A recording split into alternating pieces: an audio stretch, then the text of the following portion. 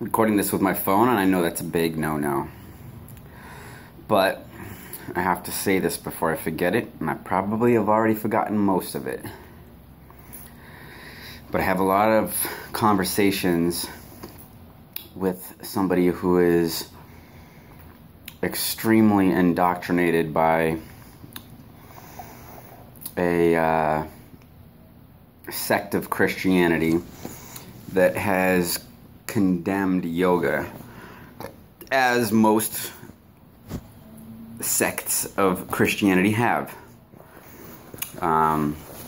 Case in point, didn't the Catholic religion just say that the yogic practices have links to demonism? I'm trying to be slick. Well, my point is, my mother right now is going through a lot of problems with varicose veins. They think that she might have artery disease or something.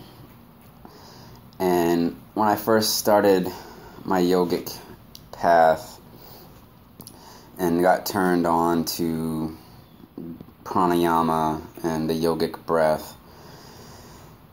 which I didn't do just there, but I started trying to get her to breathe diaphragmatically, and she couldn't breathe in more than 2 before she'd start coughing. No lung capacity whatsoever. Over the course of time, with me constantly programming her, breathe into your stomach, stop breathing through your nose, breathe in through your stomach, she now can breathe on an intake of 4 to 5 seconds, and she couldn't even do 2 before.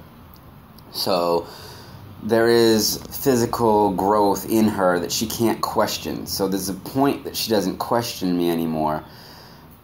But there's also that point where I try to get her to understand that with her arteries shutting down, with her veins exploding in her legs, she needs to get into shoulder stand. She needs to start doing Kapalabhati to get her respiratory system taken care of, to get her circulatory system taken care of. And if you watch any of my videos when I first started doing Kapalabhati, you'll see that I pass out, which is great, for me and my purposes.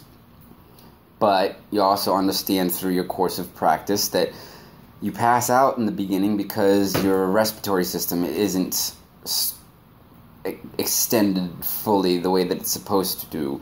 Your cardiac system is tightening, it's hardening, it's tense, it doesn't work properly. So you're forcing these systems to operate and exert air and fluid through these tubes that are hardening and shrinking. You're going to pass out at first, but as you go through these exercises, those veins, those arteries, they all lengthen, they all widen, they all become supple again, and your brain gets the neurotransmission transport that it needs. Your body gets the oxygen respiration that it needs, and you no longer pass out. She sees me lose consciousness, and just like most Christians these days, the topic of their discussion in a lot of these faiths, I don't want to generalize like that, but I'm proud for the Christians that don't judge their evolution that way and are free to exercise their animal and not have to deny the complete existence of their animal.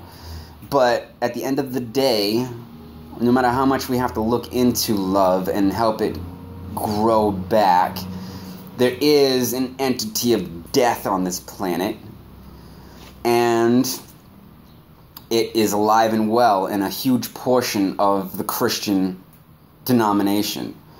Now, I digress.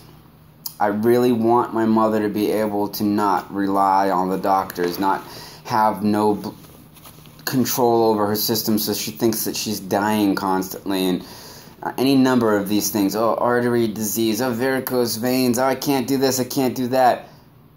But she's unwilling to do the Kapalabhati. She's willing to take Xanax, but she's not willing to do the Kabbalah Bati because she's afraid of losing consciousness. Go ahead and watch my video on Kabbalah Bati. You'll see what I'm talking about. She wouldn't even let me do Kabbalah Bati when I first showed her what it was in and around her house. That's why I started leaving so much doing my practice. But I don't pass out anymore. I'm able to ride my consciousness. Full crest of the Zathura, even not that movie. But I gotta figure out a way, and I gotta figure out a way to not be so angry when I hit the wall of indoctrination that stops people from tapping into their full consciousness. I had to put this out there somehow. Hopefully I'll be able to clarify what I'm trying to say and lose my anger so I can help more people, but thank you for caring. Talk to you soon.